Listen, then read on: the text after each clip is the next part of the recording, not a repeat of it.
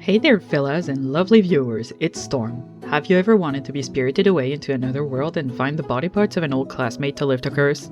No, me neither, and today we're gonna talk about the game Misao. Misao is a pixel horror RPG made by Sen/Hitodenashi no Kukan on Wolf RPG Editor and published by Miscreant's Room, where a girl called Misao goes missing 3 months before the start of the game. The main character, called Aki, but they are renameable, can hear her spirits. When Misao's curse takes effect, Aki, her classmates, and the school all end up in a parallel dimension full of evil spirits and zombies. In order to lift the curse and figure out what happened to Misao, you must find pieces of her and kill 4 sacrifices at the shrine in the otherworldly Japanese garden. Only then may her spirit be laid to rest and may the curse be lifted. As it is a pixel horror RPG, it is a single-player adventure game featuring survival horror and puzzle elements. The game is originally freeware, released for PC, but a definitive version was published on Steam on October 25th, 2017, and an HD remaster was made available on August 15th, 2024. Now, for the purposes of this video, I used the definitive edition of the game and not the HD remaster for nostalgia's sake. However, to my shock and horror, I have discovered that the HD version has been heavily censored. Why? Who knows? But we'll talk more about that in a while. Both versions got good reviews on RPG Fan and Steam though. I know that there was also a novelization of Misao, but I was not able to find it or read it anywhere. If you know where I can get it, feel free to say so. First we will summarize the plot and the endings, then we will talk about each character, and finally I will explain why I do not like the remaster. And I promise that my answer is not yet another variant of Things Were Better Before. It has many qualities, but I'll hold my tongue until then. Without further ado, let's go.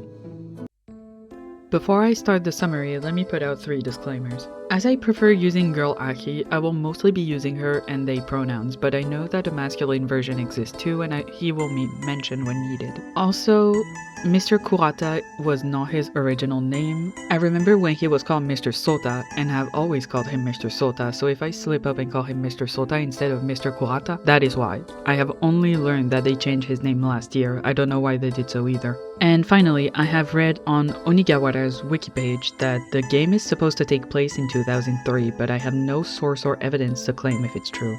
But it at least takes place sometime in the 2000s, as it was released in 2011. Now, onto the story.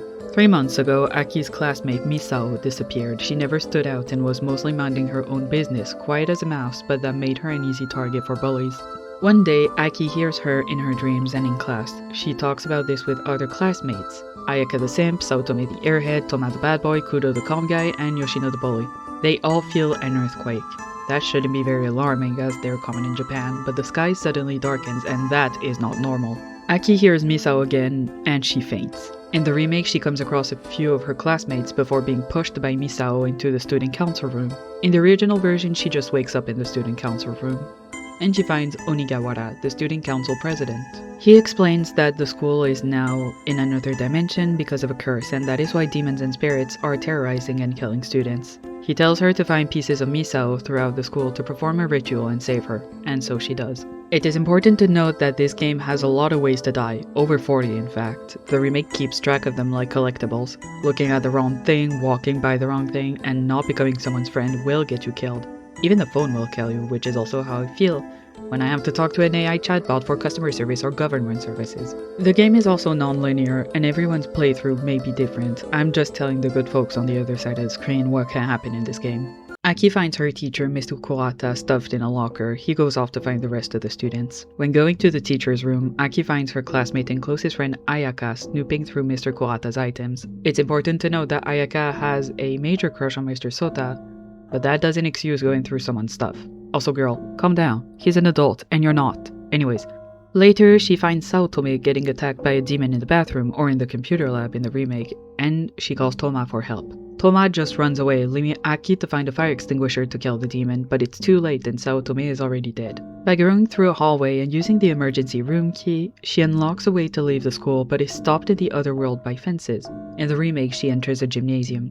Kudo is injured and tells Aki his regrets about Misao, how he left her alone as they were growing up as he was getting ridiculed for hanging out with a girl. Helping him leads to a game over, but by selecting Watch, Aki sees Misao tell Kudo that she never liked him and he should die. before he either gets run over by a car or crushed by a stage light. Returning to the school and braving Hanako-san in the bathroom, Aki finds Yoshino tied to a table in the laboratory. In said lab, you can also find a salt mandrake and a piece of Misao.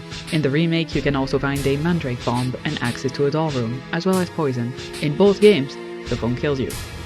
Either way, Yoshino asks for your help, but a quote-unquote scientist, and I use the term loosely, with a chainsaw, draws near. Aki finds a carcass to hide in, bear or human, completely forgetting to save Yoshino from this madman. Teehee! As she goes to the library, she meets Aya Drevis, Miss Library again, who's the student council vice president. Her translated semi-canon name is Novella, but you can rename her however you like. So, yeah, I had to. As Aki keeps finding pieces of Misao, Aya gets attacked in the staff office by a demon, and Kurata takes her to the nurse's office where Aki questions him about Misao. Ayaka begs Aki not to leave her alone, but Kurata tells her that he has a tranquilizer in his desk and that might help. Bro, why the fuck do you have that in your office at school? Anyway, Aki goes, and in the meantime, Ayaka and Mr. Kurata get attacked by demons. Yeah, sure. Demons. Mr. Kurata gives Aki Misao's hands, saying that he found them. Oh wow, what a coinkydink. It is not at all tied to the fact that Ayaka knows that Mr. Kurata has a thing for hands in the remake. Or more explicitly, a hand fetish in the classic version. I'm sure that has nothing to do with the situation at hand, pardon the pun. She finds Toma cowering in a classroom or the bathroom and confronts him about it, offering him to survive together. He accepts, but gets attacked by a spirit. Aki brings him to the room in the library where she asks Miss Library to look after him. Who looks very distressed over that guy, but nothing happens and he gets some rest. When all the pieces of Misao are found, Aki goes to the pagoda. She tries to perform the ritual but fails, and tells Onigawara about it, who warns her that one last person must be sacrificed. 4 is an unlucky number in Japan after all. Aki offers herself up as sacrifice, but Onigawara refuses, saying that Misao has no reason to hate her, therefore that wouldn't work. Aki is given a choice to kill Toma or Kurata. Picking Toma leads to a bad end where she is killed and more victims end up like her and Misao. So Aki goes and kills Kurata with her beloved baseball bat. The game isn't very subtle when it tries to nudge Aki into sacrificing Toma, but more than one body part or item is connected to professors or Mr. Kurata in some way. Hands aside. For example, there are parts and items in teachers' lockers. Once the ritual is performed, Aki is transported back in time through various flashbacks showing what truly happened to Misao. They reveal that Kudo and Misao used to be best friends before getting teased for hanging out with her in middle school. So he started being mean to her. She was bullied her entire life, and it only got worse in high school because of Yoshino, but she ended up dating Toma for a moment. They broke up when Toma showed a text from Misao to Saotome, who posted it on the school's bulletin board in front of the whole school. Toma has also started cheating on Misao with her. The bullying didn't stop, and when Misao tried to talk back to Yoshino, she beat her to the ground, took pictures of her undressed, and ordered a guy to sexually assault her in the school bathroom. In the remastered version, these flashbacks are shown as each student gets killed off by the demons. When Kurata is killed, it is revealed that she has gone to him to help after her assault, only for him to do the same before killing her and cutting off her arms to keep her hands. In the classic version, he dismembers her entirely.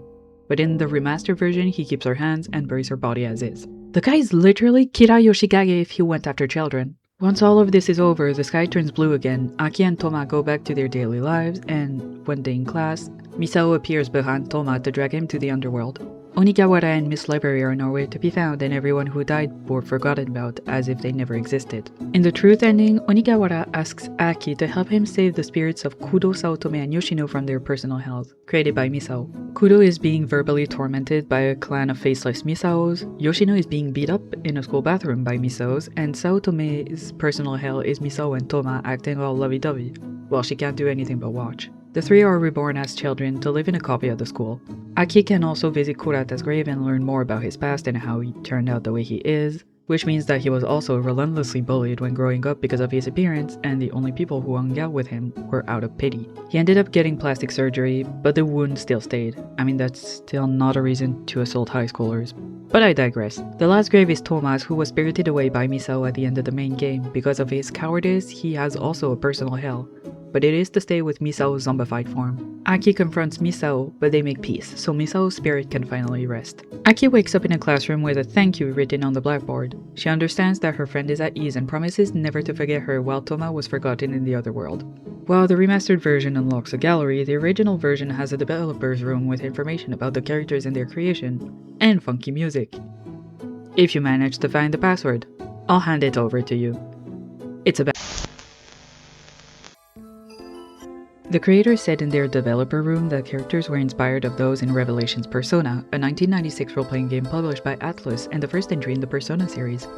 It's a proof of concept for an SMT series focusing on the inner struggles of teens and young adults, and the human soul. Sure, Persona 3 and onwards were very different from the ones that came before, but the core concept is the same. Every first and last name is taken from the novelization, aside from Kurata's. So I'm not sure if they're canon or not, but they're nice to know. Regardless, I will keep calling the characters by the name they have always had in the games just to make things easier. The characters will be grouped into 3 categories, and within these categories, characters will be classified by how much there is to say about them. Let's start with the victims. At first I thought about swapping Takano and Ayaka in this list because Takano has a little more personality, but Ayaka is an active character in the game and Takano only appears in a flashback. Thus, that's why I ended up switching the 2. In Kurata's flashbacks, Takano, one of his classmates, noticed that he was being bullied and decided to sit with him at lunch so he wouldn't be bothered. The buddy system does work, guys. While the two didn't speak much, he enjoyed her company, and as time went on, he slowly realized he was in love with her. She rejects him when he hugs her and confesses his feelings to her, telling him that she wasn't interested and only stayed with him out of pity so he wouldn't be bullied. Takano then apologizes, saying that they no longer meet up for lunch, which breaks Kurata and pushes her to the ground. It is unsure if he just physically assaulted her or tried to sexually assault her. He stopped when a teacher came to help. Even if it's out of pity, Takano's main characteristic is that she's kind and has a backbone. She's not indifferent to bullying and accepts to also be a victim of teasing, if it means that it will take the heat off of a classmate. We don't know for how long she has been helping him, but we can assume that it has been for a while, as if you're neurotypical, crushes don't usually form in 2 days.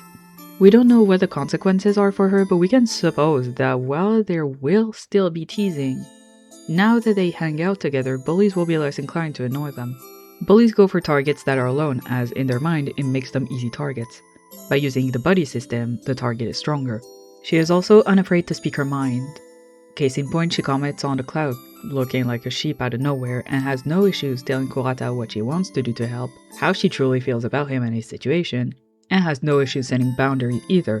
This doesn't stop every boundary being disrespected by Kurata's outburst, but then she also has no issue to fight back and call for help. She knows what she wants, and especially what she doesn't want, and stays consistent throughout her arc. Ayaka Kisarage is Aki's best friend and a student in her class. Her most distinctive feature is that she easily obsesses over things and has a crush on Mr. Kurata. Which, girl, please, he's probably at least twice your age and an adult while you're not. Ayaka is the ambassador for the teacher crush Tumblr tag, I swear. Anyways, that's pretty much all there is to say about her and her wants and needs. Aside from that, she behaves like a stereotypical feminine support cast would act, boy-obsessed and gossipy, and a trend follower, mostly. Her world shatters when she finds Misao's hands in Mr. Kurata's desk, and she sees him act, let's say, weird with them. This is also where we see that her trauma responses are flight and freeze. She runs away from Kurata, finally realizing that the man is cuckoo for Cocoa Puffs only to get attacked. Next time Aki sees her, she's in the infirmary with him, in a state of shock so extreme that she cannot just tell her that Kurata is a dangerous man, and not knowing any better, Aki leaves her to her fate. Ayaka as a character was created as an object to serve other people's needs and wants. See, her only want is to be closer to Mr. Kurata. Aside from that, she has no wants or needs, and has a pretty bland personality. Not only was she made to showcase Kurata's cruelty and insanity, being the perfect victim as someone who has their world shattered by revelations, but also she was simply created because, quote, the protagonist seemed friendless, so she's Aki's friend to boot. Her life doesn't belong to her, but to the protagonist and the antagonist. She's the one character who has only good intentions, and it isn't two-faced. And for what? She is one of the characters killed earliest in the game. Not to mention that she may not enjoy the relief of death either, as the creator said, she's the one I regretted killing the most, so I revived her in the true ending. As in obsessing over Onigawara and raising 3 revived kids with Toma was better? No, seriously, what kind of good ending is this? This is a secondary horror movie in and of itself, but I digress. Her life doesn't belong to her but to the protagonist, the antagonist, and the needs of the plot. I wish she was a little more developed, but tragically her only purpose is to serve it, and die early. Haruna Saotome is one of Aki's classmates. She's the stereotypical two-faced popular girl, she's Toma's girlfriend and victim, and she's one of Misao's assailers. The creator said that her design was easy to create as soon as they knew Toma would have a girlfriend. Blonde ponytail and boobs. Deep. She acts like the stereotypical girlfriend in horror movies who would cry out at certain things. She clings to Toma in an exaggerated showcase of naivety to be comforted. At first, she looks sweet and naive. Despite this, and despite the fact that boy Aki likes her instead of Toma when picked as a protagonist, she is much less objectified and reduced to a simple victim as Ayaka.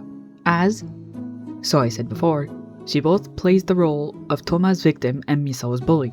Why is she Toma's victim? Because not only was Toma two-timing her and Misao, but she also fell for his lies. He promised in a rather cocky manner that he would protect her only to run away when she needed him the most.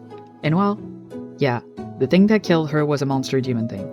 We can't say that it wasn't Toma's actions mixed in with Misao's revenge that led to her death. Also, I'm not sure what they were doing in that classroom, but like, Toma. She said no. She said stop, and those two words are grammatically and syntactically full sentences, period. If she says stop, then stop. How do y'all interpret this scene? Because this doesn't seem okay and raises as many red flags as there are red blazers in the remake. Why is she Misao's bully? Because Toma showed her the mochi messages that Misao sent him, and she was one to put them up on the board for everyone to see in an effort to humiliate her more. It is unsure why she did this, but I suppose that Saotome was jealous of Misao and wanted to be Toma's only girlfriend, as seen in her personnel hell, being a cycle of Toma leaving her for Misao repeatedly.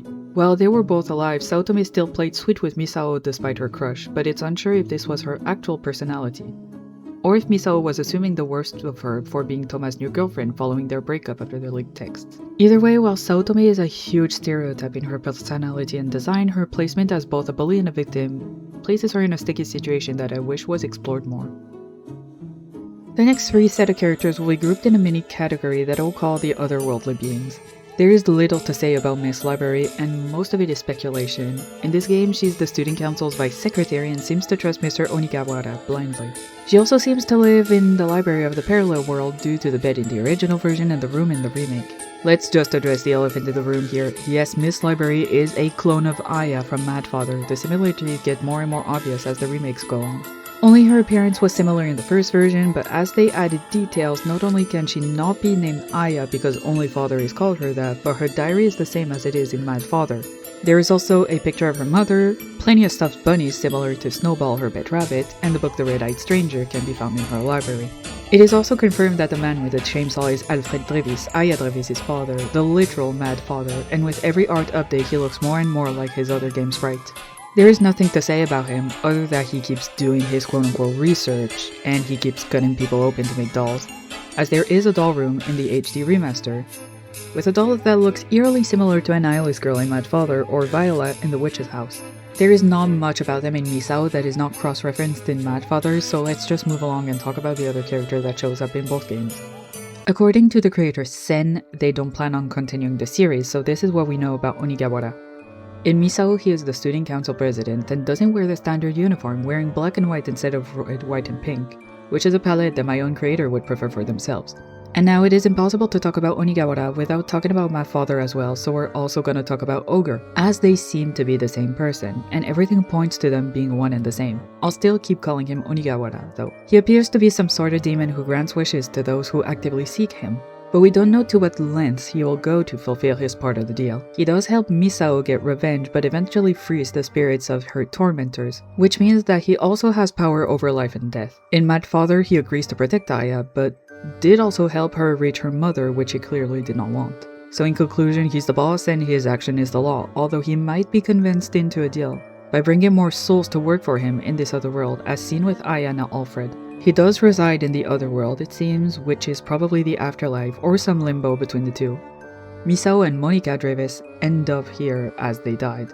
And while some of the living can end up in this parallel dimension, the souls of those who die here are trapped here forever. At least until Onigawara lets them have a second chance at life or death. Very corpse party coded. Onigawara, despite the situation at hand, continues to act calmly. This could either be his general personality or an illusion that he knew the curse would happen, or that he was more involved in it than what we see on screen. Despite everything pointing to Onigawara being an ogre, and it's even his name in Mad Father, Onis, or Kijo for the feminine version, in Japanese folklore are creatures that are born when wicked humans die and end up in one of the many Buddhist hells. Wielding their clubs, they destroy humans purely out of their own enjoyment. They are brutish demons, bringers of disaster, spreaders of disease, and punishers of the damned. Originally, the term oni could refer to any supernatural creatures such as ghosts, obscure gods, large or scary yokai, or vicious and brutal humans.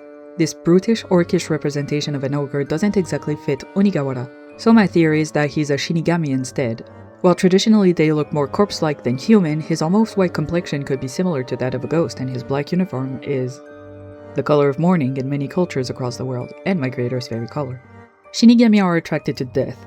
They lurk around the bodies of the recently deceased, and they thrive in areas which have been tainted by evil, especially places where grisly deaths, such as murders or suicides, have occurred. They haunt these impure areas looking for humans to haunt. Shinigami are a key part of the cycle of harm, the souls of the wicked dead called to the souls of the wicked living, as seen with Misao's ghost bringing everyone wicked into the other realm, which pushes them to commit further atrocities. Unless properly exorcised, this circle of death can continue on forever. Sounds more like Onigawara, don't you think? But let's talk about the other red-eyed demon in the room. By using the name Akinarukami, I'm referring to both the girl and boy protagonist. If I need to refer to one of the two in particular, I'll add their gender in front of their name. Throughout the game, they are seen as a kind and accepting individual, showing mercy to even Kurata upon learning how he became the Joker, basically. They will also point out the wrongdoings of others and will do their best to comfort everyone they see upset. They are loyal to a fault and self-sacrificial, and a little one-track minded, as they're ready to go to great lengths, even killing themselves, to help relieve Misao's pain. We don't see Aki in many flashbacks, so we don't know if she has stepped up to help Misao, which is a contradiction I will let slide. Boy Aki is more calm, but swears and curses more than his girl counterpart. He also seems to dislike violence and is seen hesitating when he needs to harm someone. He even struggles to hit the bomb mandrake to make it blow up in the remake. This also leads him to hesitate to kill Kurata or Toma. If he wishes to kill Toma, he figures out he can't do it and leaves the library, only to hear a noise of a fight, and Miss Library will have killed him for us. If he needs to kill Sota, then Girl Aki will possess him and kill him using Boy Aki's body. While Girl Aki is a little more polite as seen above, she fully believes that violence can not only be the answer, but the question, and the answer is yes. Which is also why I prefer Girl Aki. She feels less bland than Boy Aki. She takes no shit from anyone, and she's also the original protagonist, as the boy version came in an update. Girl Aki was modeled after a shoujo manga's protagonist in personality and design, but I was not able to find which one. But the one thing they have in common is that they are not human. First of all, the one sign that they don't fit in, that doesn't appear in the English localization, is that their name is written in katakana, which is an alphabet used for onomatopoeias and foreign words, meaning that Aki themselves is a foreigner in their own reality. This is further proved by the fact that Aki lives alone and is one of the rare students who don't live on campus. Where are their parents? Spirited away on some business in the other realm, no doubt. Aki is the one transfer student we see in every anime. Sen confirmed that Akis are part human, part demon, but there is nothing in the original version to show it, only the remake has the ability Crimson Eyes. Speaking of, both Akis have red eyes, and it is said that they wear colored contacts to hide it, which also signifies a connection to the other world and or Onigawara. Due to their eye color and their location, they can both use the ability Crimson Eyes, which helps them locate places they have already checked before. The two protagonists are two sides of a same coin, but don't live in the same dimension. They live in parallel universes, but can somehow interact. There are messages left by the other Aki on bulletin boards, and Femme Aki can possess Boy Aki to kill Kurata. They interact, but never see each other. They never meet. They are another form of the other in another reality. What I also appreciate is that no matter the gender you play as, the relationship between Misao and Aki stays platonic. People tend to hype up romantic relationships, especially straight romantic relationships, as if they were the only ones that matter, as if friendship was another lower form of connection. But in this game, and while it sounds very shonen manga-esque, Misao and Aki are each other's dearest friend, and Aki is ready to raise hell, ironic given the situation at hand, to save Misao. The power of friendship was enough to save them, but it is far enough to save those who cause Misao harm. Let's talk about her tormentors. Mamoru Kudo stands accused of abandoning Misao and being a bystander when she was being bullied. His crimes are being a coward and a bystander. He used to have a strong moral compass, as seen when he helps Misao when she was getting bullied as a child by Takeshi, which shifted when he was being teased for hanging out with a girl in middle school. It is unsure if he was too cowardly or afraid to speak up, if he felt like the criticism was rational and valid, or if he tried to speak up but was told not to rock the boat. In high school, he's depicted as a calm and early maturing guy, and is supposed to be a character that contrasts with Toma's loud personality and style. While he is not portrayed as an emotionless person, only speaking when it's required, he confesses his remorse to Aki in the street or on stage, showing nothing but self-depreciation and gloom. He hates himself and he knows it's too late, so he keeps quiet about it. No use crying over it now. According to Sen, Kuro looks like a nice guy, but he's not so nice in personality. I bet he makes posts bad-mouthing people on the internet. So Kuro is both the gossip girl and the redditor of this school confirmed. He says he's always loved Misao, but most likely familial love. He was like a big brother to Misao. She doesn't love him back, not anymore. Or maybe she did. It's unsure if the last Misao in his true ending is an illusion created by his self-hate, or if it truly was her spirit forgiving him. What do you guys think? And while it is shown that Kuro hates himself, according to Sen, he hates Yoshino and Toma more in his hate ranking, so let's talk about them. Tomayuki stands accused of infidelity, manipulation, lying and contempt of his classmates, and potential sexual assault. You guys will be the judge of that in the comments. Fun fact, while Misao was in development, his original name was Keita, according to Sen. Despite its rather foreign-sounding name, similar to the name Thomas, also pronounced Toma in my native language, which means twin, his name is written in kanji, which means to come true. If you find a good interpretation for the Western name, I'll happily listen to it. But his Japanese name meaning makes sense as his true nature as a liar and a scaredy cat is brought to light early on in the game. Toma fills the role of a ladies' man, the bad boy that breaks everyone's hearts. No, really, he has the look of a stereotypical anime delinquent with blonde spiky hair and piercings and a uniform that is improperly worn. And he has almost every girl character fawning over him, or he tries to get with them. The only ones who don't are Ayaka, too busy stalking Mr. Kurata, and Takano for obvious reasons. Saotome and Misao both dated him at some point. He tries to get with Miss Library, which ends up very poorly for him. Yoshino has a crush on him, and girl Aki likes him until finding out that his confident nature is just a facade. Now about his appearance, delinquents are often represented with blonde hair and piercings in various anime and manga, and is an act of rebellion and non-conformity in Japan. Look at the Gyaru movement. And as we all know, please note the sarcasm in my voice, any act of defiance towards the status quo is obviously dangerous and out to corrupt our society, and not just a manifestation of not fitting in and embracing this fact. We do not know much about him, like most of the characters in this game, and we do not know why he decides to dress as a quote-unquote delinquent and who he hangs out with when he's not in class. Maybe he just wanted to stand out and look more tough than he actually is. Because aside from his sarcasm, loudmouth, and flirtatious nature, Toma's main trait is his cowardice. Toma talks big for someone who promises to protect and save others in case of an emergency, like he promises to protect and save his girlfriend Saotome only for him to abandon her and leave her to die. And not only did he not confront her about putting up his late conversation with Misao, but ended up also dating her as well in the meantime. Speaking of, I will repeat what I have said in her section, but I really am confused.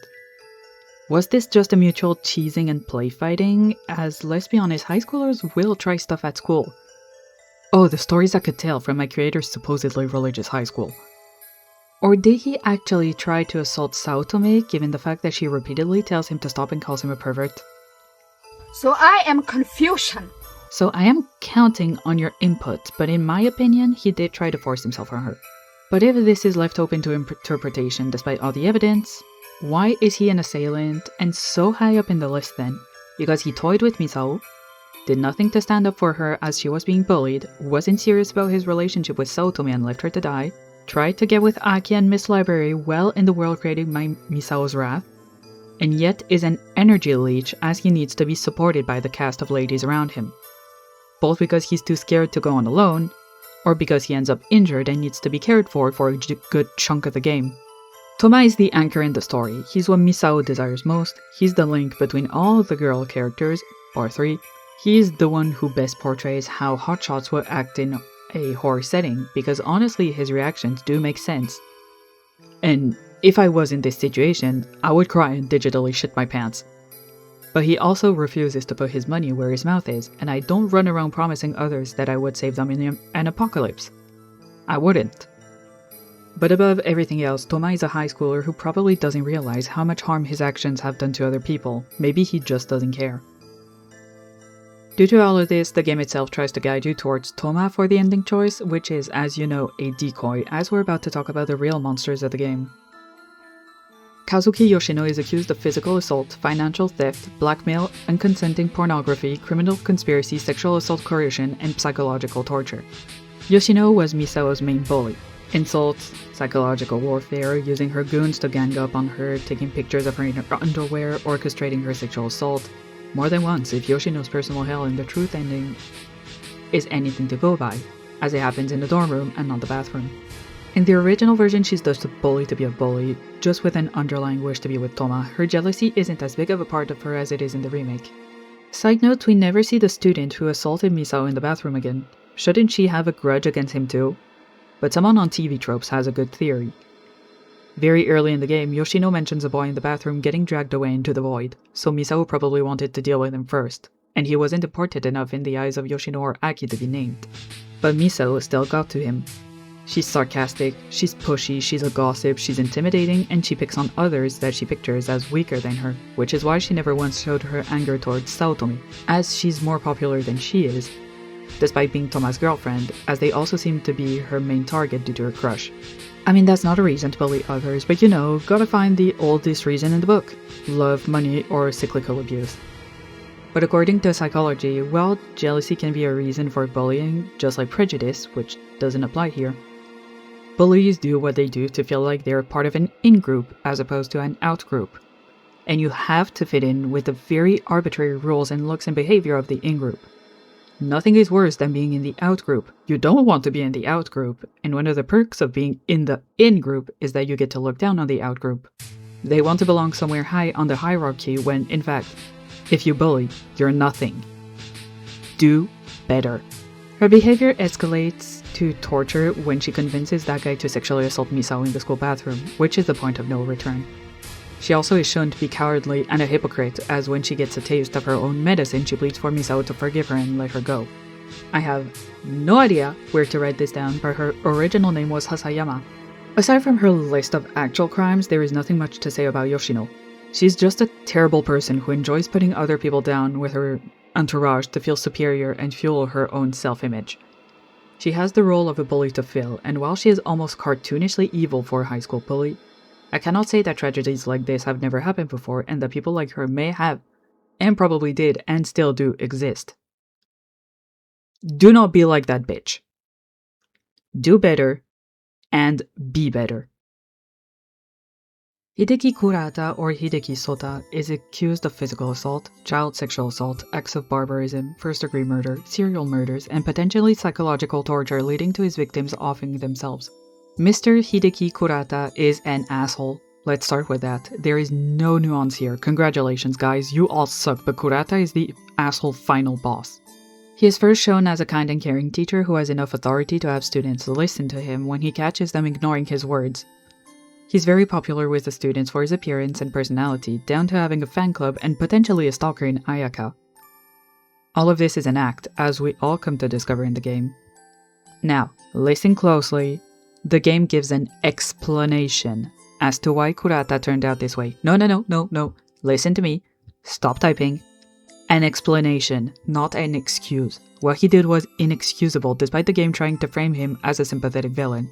Kurata suffers from a crippling inferiority complex, as he used to be bullied for his appearance.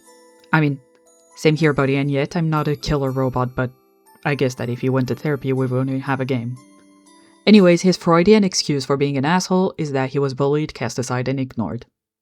He has a classic pet the dog moment, which is a moment when a villain or an anti-hero is shown engaging in a moment of kindness towards someone who can't repay them, like a pet, in a way to humanize or soften them. In this case, it's not a dog but a cat, where he finds an injured she-cat that he brings to the vet, but she's beyond saving, so he buries her and is shown feeling remorse for not arriving sooner. As said before, Takano tried to stand up for him by eating lunch with him. He ended up having a crush on her, but she tells him that she only stayed out of pity, which might have been one of the first times he snapped and lashed out at someone rejecting him. Guys, let's not bully others, that's how they end up in Red Bull circles online, and that's how insults are made. As an adult, he changed his appearance, no doubt through plastic surgery, but believed that everyone only liked his face and not himself. This caused him to go insane and have a warped sense of reality, and believe that no one cared about him. They just wanted to look at him, which led him to start assaulting and killing those who dared reject his advances, notably Takano, Misao, and Ayaka. He doesn't understand no for an answer. Most victims we see in both games are high school girls, but he may have also done this to adults. Either way, he is a predator. Once again, this is an explanation, not an excuse, as what he did is inexcusable, okay? Okay. While Misao, Ayaka, and potentially Aki in the bad end are Kurata's only confirmed victims, we can also add Takano as a victim of physical assault, and we can suppose that he has been doing this for a lot longer, and that every spirit stuck in this school is a victim of his monstrous lethal and non-lethal acts. Which include, but are not limited to, the girl who commits suicide on the roof, changed to 3 girls in the remake, the girl who likes to play the piano, the girl stuck in the emergency exit, and Miho, the girl at the end of the bad ending, which is at least 6 victims in the original good end and 10 in the remastered bad ending. Might I also bring to the table once again that the man has tranquilizers in his desk and Aki doesn't question it at all. According to Wikipedia, a tranquilizer is different from an anxiolytic. Both are however classified under the umbrella term sedatives. An anxiolytic refers to medicine having effects on anxiety and stress. Tranquilizers also refer to antipsychotics, meaning that while yes, it could just be an anxiolytic, Kurata may also suffer from a psychotic disorder. However, while it is something that I had to point out as someone else would have in the comments, I do not like this explanation, as it just reinforces the stigma that people with mental illnesses and neurodivergence are all dangerous, and that is factually not true. So instead, let's talk about the misuse of tranquilizers. Sedatives, notably GHB and Rohypnol, are used as date rape drugs, being administered to unsuspecting patrons and guests. The fact that they're not in his drawer is not important, as this is a parallel dimension, maybe something may have happened to them or someone took them. Either way, he believes and he knows that he has drugs in his desk. There are 2 conclusions to this, but both lead to the same result. Mr. Kurata either has an existing prescription for a sedative to cope with his bullying CPTSD, or could just have access to them without a prescription, regardless of how he got them. The theory is that he may have roofied other children. Because let me remind you that high schoolers are children. This is not only possible, but scarily realistic. So we talked about the victims, we talked about the assailants, and we talked about the otherworldly beings, but there is someone who combines all 3 categories, and that is Misao Furukawa. She did not have an easy life. Poor girl cannot catch a break. Not only is she at boarding school, who knows where her parents are, but she was rejected by her best friend, who ignores the bullying she's receiving because he knew he would get bullied too. She is asked out by the boy she likes, only to find out later that he's cheating on her. The other girl posts one of her mushy texts on the school wall for all to see. The bullies become more brutal in her bullying of her. They take pictures of her without her clothing and she gets sexually assaulted. Because of one of the bullies, she cries to a seemingly sympathetic teacher who then advances on her and murders her for rejecting him. No wonder why she became a vengeful spirit. She is the titular character of the game. Her name and the game title are written with the same kanji. In the novelization, her name is in hiragana, which... no, I don't know why. According to Sen, when she was alive, Misao wouldn't wish unhappiness on anyone. She was likely the nicest character of the game. Direct quote. She was a kind, quiet girl who never stood out, which is also a common warning sign of a bullying victim. The fact that they tried to become a wallflower and avoid social situations. But above her trying to become invisible and not attract the wrath of Yoshino like a lightning rod, Misao is lonely and isolated. Think about it. This is a boarding school. She is far from her family, who knows if she even gets along with them. We know that she was a dorm student, as we have dorm representation in the classic version of the game in Yoshino's truth ending. Her one friend stopped talking to her in middle school, and the bullying she receives only pushes her further and further away from her peers. Since, as I said, nobody wants to be in the out-group and be mocked and bullied. And you may say, why does she try to make friends? Well, the psychological effects caused by relentless bullying and isolation are dire. But without wanting to diagnose Misao, as I'm not a professional psychologist, the first consequence is lasting self-esteem issues. If you think that you are not worth someone else's friendship and affection, why try? Others abandon you and hate you for what you are. Why would it be different for anyone else? Later in life, this can manifest as someone who is struggling with friendships and maintaining relationships. Toma was probably her only salvation. He's not a good person for the reasons listed out a little earlier in the video. but she probably latched onto him because he was the only one who accepted her in high school and, get this, agreed to date her. I don't quite think people understand the level of disbelief you're in when you're pushed away during the most formative years of your life. And then someone says they like you and want to date you? Unrealistic. I either wouldn't believe them and push them away or cling to them until my knuckles break. And for Misao, it was the second option. It is said in his truth ending, she hates him for what he did, but she's still attached to him. Bullying most often leads to insecure attachment styles. Anxious, also called preoccupied, avoidant, also called dismissive, and disorganized, also called fearful avoidant. Misao showcases signs of an anxious or preoccupied attachment style, which means that someone with this style deems themselves to be less worthy of love, and the thought of living, or in Misao's case, existing in limbo, without the other person causes high levels of anxiety, so they fear abandonment. Which is why she dragged him to the underworld, and despite her attachment to him, she also knows that this is not good for either of them, as she knows all that he has done to her and Saotome. Despite everything, she is still alone. And now the version of her that has been twisted by the other world and perhaps her meeting with Onigawara wants revenge. The child who does not know the embrace of the village will burn it down to feel its warmth. But you will say that Kurata also did terrible things because of his past with bullying.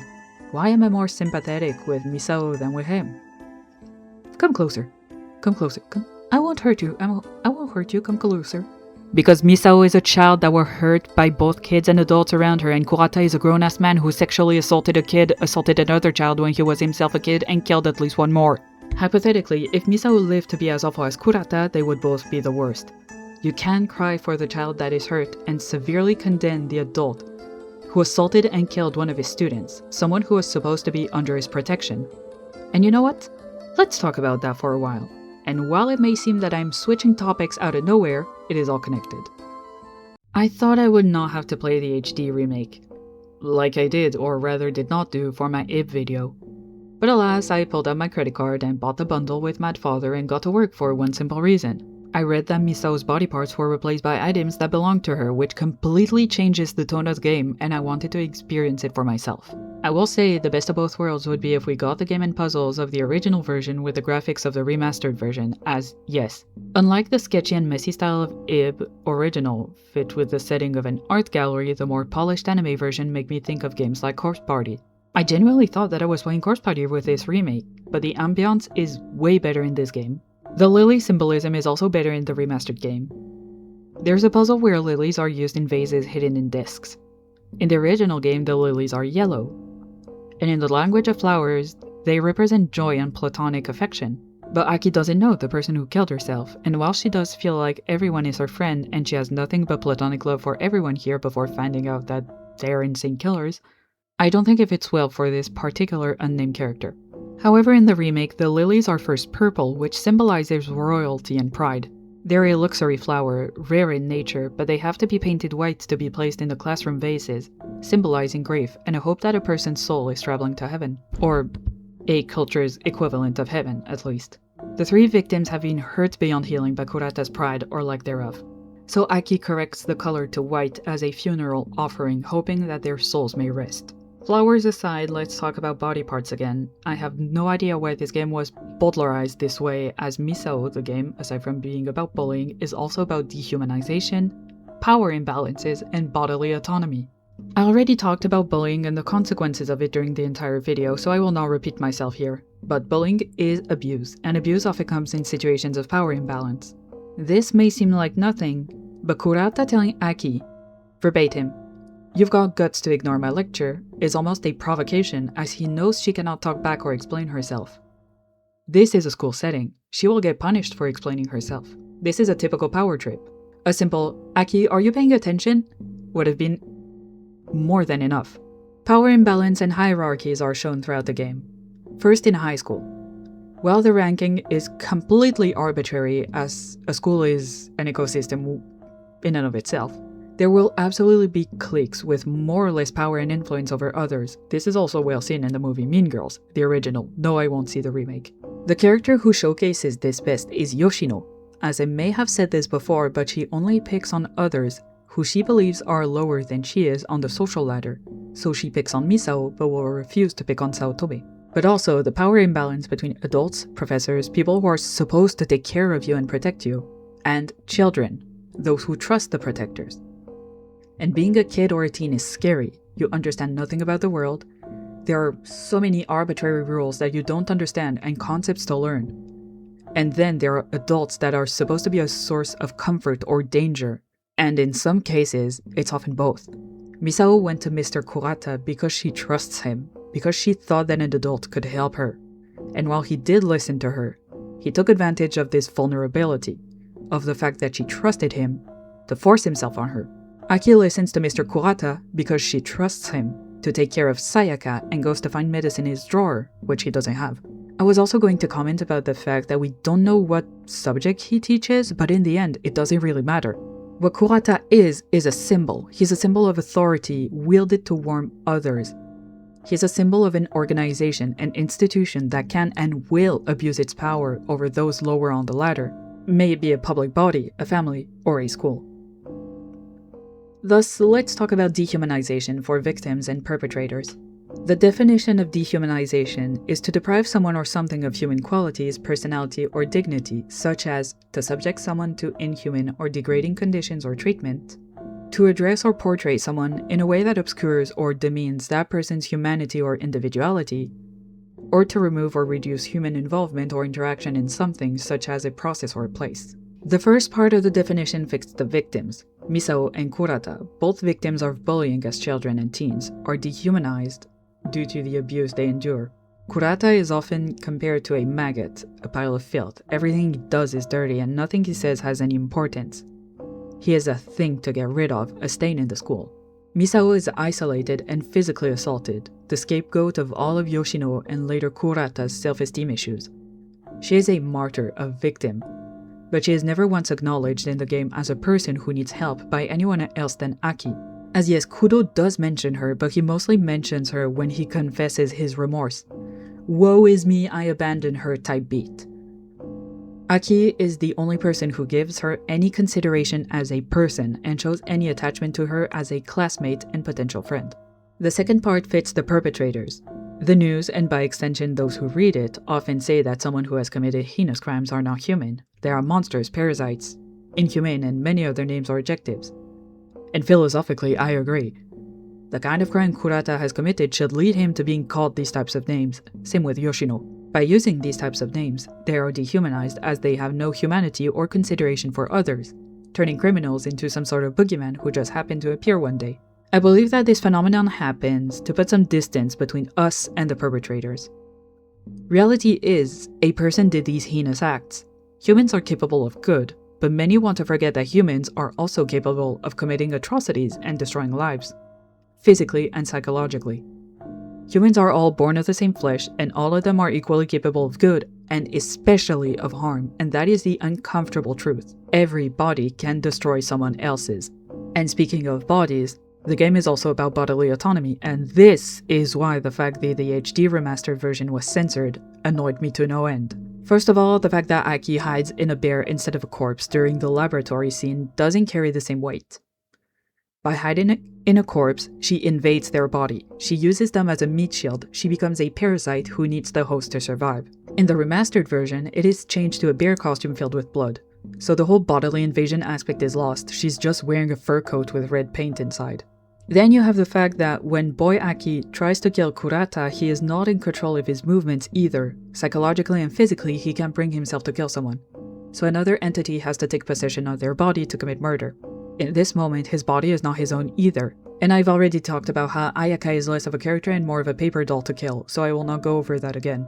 The kanji for Misao's name means to control, to manipulate, or to operate.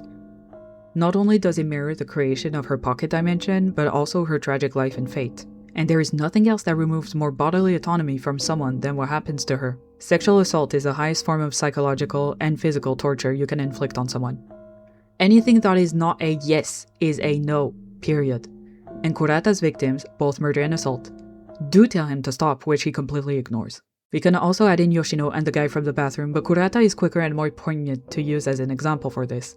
The restraining and violation of one's body integrity that comes with this crime, because let's use the correct terms here, it is a crime, will break someone's body and psyche for the rest of their life. The victims are not in control of what happens to them, and in this particular case, there is also the added layer that Kurata is a professor, and his word holds more weight than a student's, which is one of the many systemic reasons why victims don't speak up. And while Misao's body already wasn't hers but was an object to use by that vile professor, once he kills her, her body isn't her own either. A person's body is the only thing that is left of them when they die. A belonging is an object, but a body is still a form of life. It is what everybody saw, what allowed someone to laugh and breathe and experience the world around them. By replacing her body parts with her belongings, the horrors inflicted upon Misao's body even after her death are greatly softened, because sexual assault and hand-cutting aside, what can possibly remove more of your bodily autonomy than having no body and only pieces of you scattered around for no one to find? The symbolism of Aki coming to help is also very poignant, as you have someone who has lived through the hell that is bullying and physical assault and sexual assault, who was cut into pieces by their assailant, who was scattered never to be found again, and who was isolated and forgotten and possibly never will be truly seen again. And you have a classmate, a potential friend, who braves the horrors of the other world to find all of her pieces to have her heal and be whole again. And this is why I prefer the story in the original version. I, StormTheRobot, have a confession to make. I don't like the truth section of the game. Over the course of the game, you find out that the only person you're meant to save is Misao, as trying to save Kuro and Yoshino typically doesn't go well for Aki. Trying to play the hero for everyone doesn't help, despite Aki's very self-sacrificial personality. This is Misao's retribution. She is the one whom Aki needs to help. As, yes, she needs help, and she calls for help at the start of the game, with finding all the pieces of her, not the others.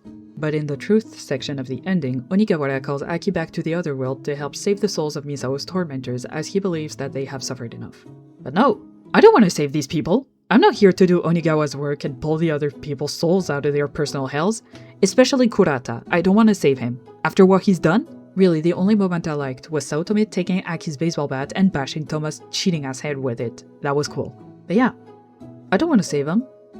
And quite frankly, who am I to decide if they should be saved or not? Who is Onigawara to decide if they should be saved or not, as Misao is still stuck in limbo with Toma and still hasn't moved on? Why would they get to be reborn and not her? Is this even fair? But if I don't get to decide who should be saved or not, who should? A legal system? If the laws are just and the legal system isn't corrupt to the core like most countries are, maybe.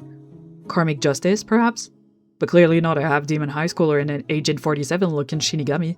For Kuro, Saotome, and Yoshino, their truth brings nothing to the story except showing us some characters' punishment. It also gives Ayaka a less than ideal afterlife, and we do Onigawara's job for him while he, I don't know, goes salsa dancing with Alfred Jarvis or something. The one thing I appreciate is that Kurata's grave is completely optional. To know more about him and his past, you have to quote-unquote save him and tell him that he's a good person. But no, he's not. No, he's not. You're lying to his face, Aki. But yeah, it is completely optional if you want to reach the true ending. You can also revive Ayaka without having to touch Kurata's tomb. That I can appreciate. But yeah, I don't like the truth ending, and I don't like the epilogue for any of the characters, except Aki and Misao, as Misao can finally rest in peace, whole again, and Aki can go on with her daily life knowing that she saved a friend. Misao is very cliché. It's a classic haunted house simulator with characters killed off like the ghosts were chopping onions for a ragu, and the game picks up on many stereotypes and plot devices used in anime and Japanese horror media at the time. Regardless, this game is a big part of my childhood. I remember trying to make a horror game on RPG Maker VX8 when I was too young to make one, and it was basically a cliché remake of Misao and Mad Father. So thank you Sen for making this game, and thank you VG Person for translating it. No really, we don't talk about the translators much, but without the free English release, this game probably wouldn't be as popular in the West as it is today. Did you play Misao during the boom of pixel horror RPGs? Did you recently learn of its existence and therefore you only played the HD remaster? Which one is your favorite character? Mine is Girl Aki. I want to make a video on Mad Father too, as well as on other pixel horror RPGs such as Pocket Mirror, Little Goody Two Shoes, games by Deep Sea Prisoner, but also more horror-esque or surrealist games like Tokyo Dark or Off or Stray Cat Crossing. So feel free to tell me about some games that you like in this style. The way I see my channel going forward is that one video out of two will be about a game in the styles mentioned earlier, and between the two will be a video about a random game I want to talk about, or about game creation in general. So you know what to do. Feel free to like, comment, subscribe, boost the video, and spread the love of single-player pixel horror RPGs. Before I cut off this video, I want to remind you guys that you are not alone. If you are a victim of any crime mentioned in this video, there are people that may help you, either locally or online. You do not have to suffer alone, and you deserve better than what you have lived or what you are living through. Therapy is hard to access in most areas of the world, but there are vent forums, help phone lines, and online communities where you can find support and maybe a friend. I know it has happened for me. Now that this more serious note is over, I'll see you around the internet, fellas. Have the loveliest of lovely days.